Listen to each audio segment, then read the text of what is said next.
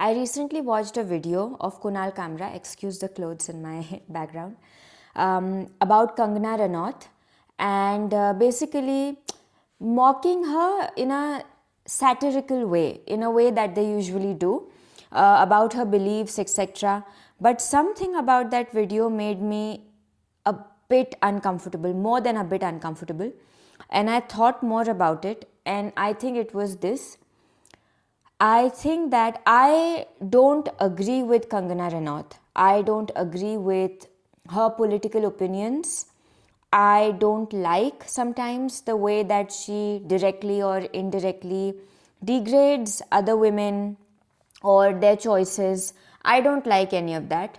However, calling a woman crazy or alluding to a woman's mental health, saying that she is not all there, probably because she is behaving in ways that men find very non palatable, very like women aren't supposed to be like this, they're supposed to be quiet and dignified, which, by the way, only protects predators when women are dignified and quiet. But we have this system which is set up where we don't like women acting as they want to act if it's unpleasant to the eyes or ears of a man or men in general. And this word crazy or she is mentally unstable has been used, it has been weaponized against women in a very, very malicious way throughout history.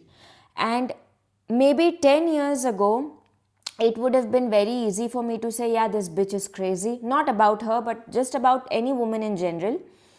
But now, having seen the world, look at what they did with Britney Spears. Look at what they did to her.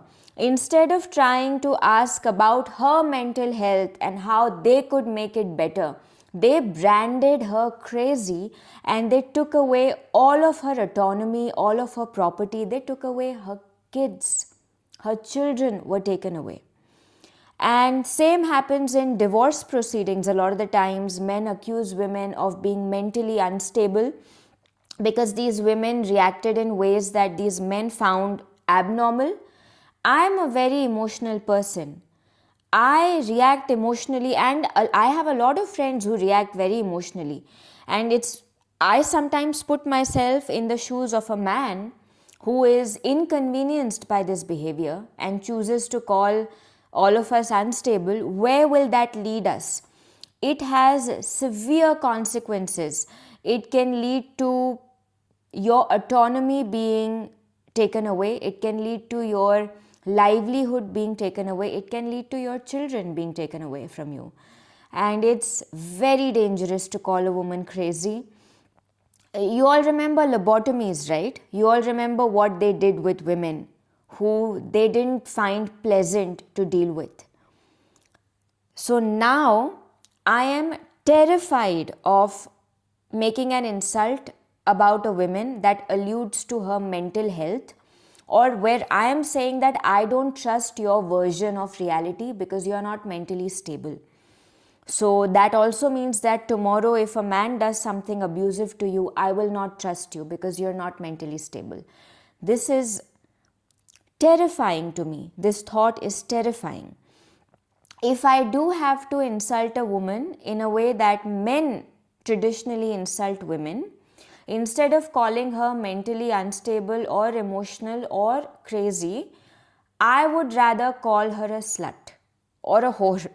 And I would rather that I be called the same if you really must insult me. But questioning someone's sanity, a human being dealing with life, dealing with trauma, going through a range of emotions, extreme anger, extreme happiness, extreme anxiety, to pathologize that, especially for women, I just find that thought terrifying. It has been historically so easy to invisibilize us because of the fact that we bear children, because of the fact that men went out and worked. They already erased our voices. And then if we start calling the ones who have voices crazy, To me, it's very, very dangerous. So, this is not to say that I agree with her, but she is not mentally unstable, because that's a pathological term which is not used for a lot of men who do things that are a lot worse than what she did.